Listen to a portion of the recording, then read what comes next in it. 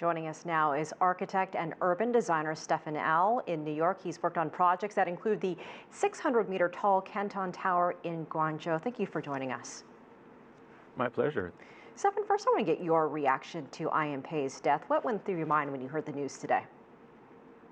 Well, he had such a magnificent career. He lived to 102, and even in his retirement, he was still designing several buildings.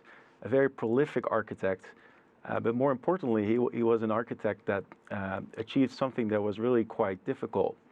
His style, on one hand, was very modern with clean geometric lines, almost universal, but at the same time, despite its universality, it was very much tailored to the local context.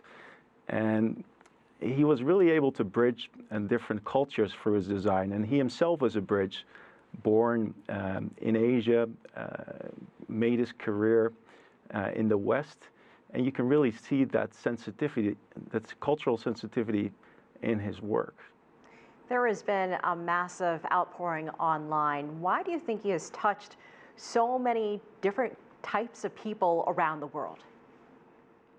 So I think some of his structures are really true icons, and probably the most famous building was the renovation for the Louvre.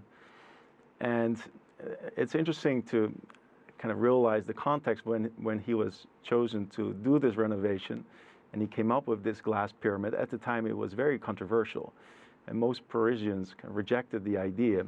But when it was built, it became an instant classic.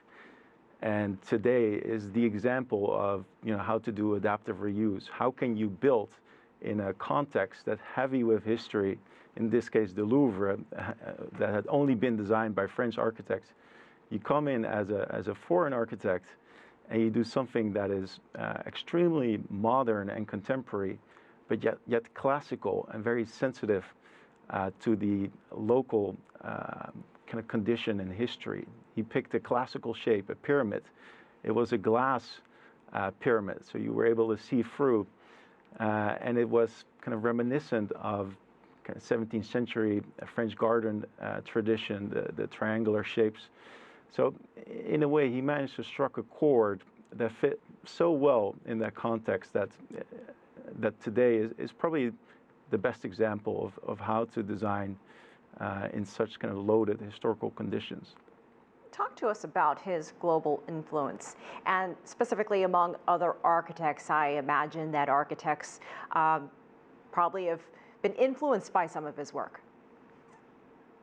Yeah, I would say so. He himself was obviously influenced by the people he grew up with. He was educated by Walter Gropius, who was a revered modernist.